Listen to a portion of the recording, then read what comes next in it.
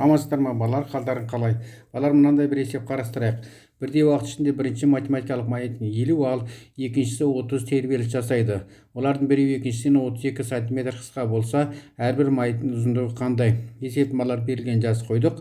Бізде сонда әрбір маятниктің ұзындығын табуымыз керек екен. Енді бірінші математикалық маятник үшін тербеліс беретін формуласын жазайық балалар. Т1 тең болады 2π турасында L1 бөлінген Ж. Бұл бірінші формула. Енді екі жағын квадраттайық.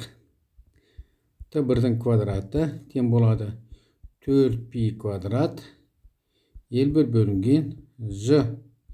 Балар, енді тербеліс беретін уақытқа байланысты формуласын жазып қояйық.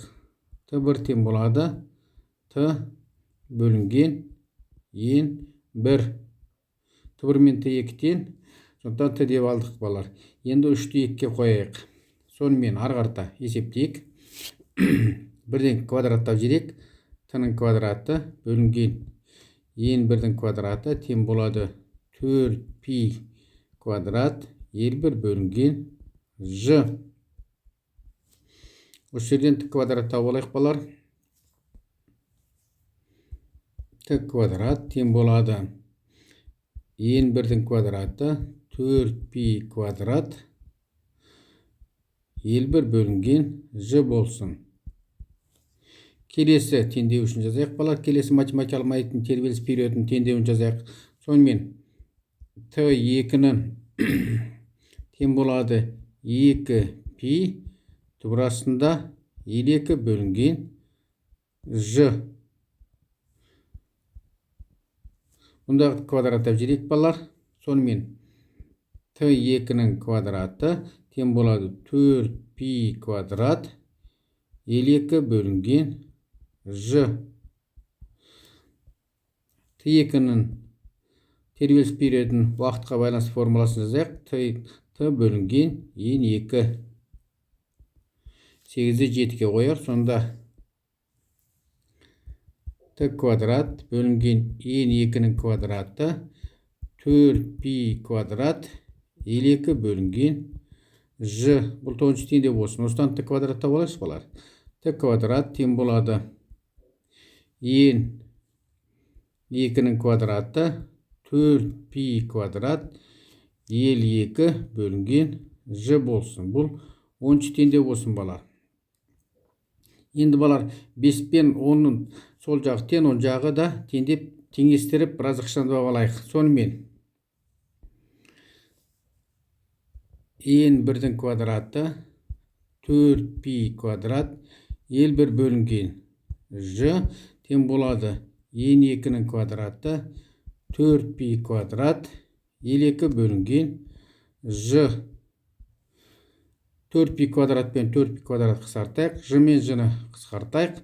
Сонда қалғанын өрнектеп жазайық. N1-дің квадраты L1 тең болады N2-ның квадраты L2 деген осындай бір шағын формуламыз шықты. Енді балар, мынарда бізде екі белгісі тұр, бірақ есептің шартында балар бізде дельта L біріншісі балар қайсысы аз тербеліс жасаса, соның ұзындығы көп, яғни L2 минус L1. Осы жерден L2-ні тауып алайық балар.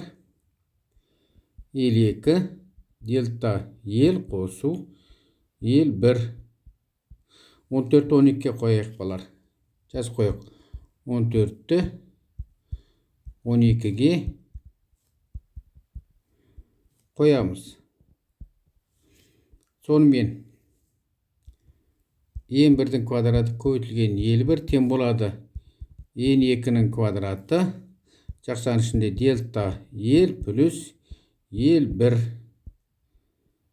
15-ші теңдеуінде балар бірақ белгісіз қалды. Енді осы бір белгісізді ары қарата шығаруымызға болады екен. N1-дің квадраты көбейтілген L1 жақшаның ішін ашып жіберейік. N2-ның квадраты көбейтілген дельта L плюс N2-ның квадраты көбейтілген L1. L1-ді теңдіктің сол жағына шығарайық, бәрін бір жаққа жинақтайық. Сонда n1-дің квадраты l1 минус n2-нің квадраты l1 тең болады n2-нің квадраты дельта l. l1-ді жақсынан сыртына шығарып жіберейік балалар. l1 сонда n1-дің квадраты минус n2-нің квадраты тең болады n2-нің квадраты көбейтілген дельта l. Енді осы жерден l1-ді таба салуымызға болады екен. l1 тең болады n2-нің квадраты көбейтілген дельта l бөлінген n1-дің квадраты алынған n2-нің квадраты. 18 болсын, мынау біздің 19 формула болсын балар. 19. Енді мәнін қойып шығара салайық балар. Болды. l1 тең болады. n2-міз 30, 30-ның квадраты 900 көбейтілген 0,32 метр бөлінген 2500 алынған 900. Енді ауызша есептей салайықшылар. 2500-ден 9-ды алсақ, мұны 600 қысқартамыз. Мұны 600 0,32 0,2 болып қысқарады. 9-ға көбейтсек 0,18 екен. 0,18 метр. Сонымен біздің l1-іміз 0,18 метр болды. l2-міз балалар. l2-міз мынарда тұр ғой. 14-ші есепте екеуін қосқанға тең. l2 0,32 метр қосу 0,18 метр тең болады 0,15 метр. Сонымен l2 тең 0,15 метр болды. Сонымен балар, бізге есептің шарты бойынша әрбір маятың ұзындығын сұрап тұр. Яғни бірінші маятың ұзындығы 0,18 метр, екіншісікі 0,15 метр болды. Яғни бірінші маятың 18 сантиметр, екіншінікі 50 сантиметр болды. Осымен сабағымыз аяқталды. Қош сау болыңдар балалар.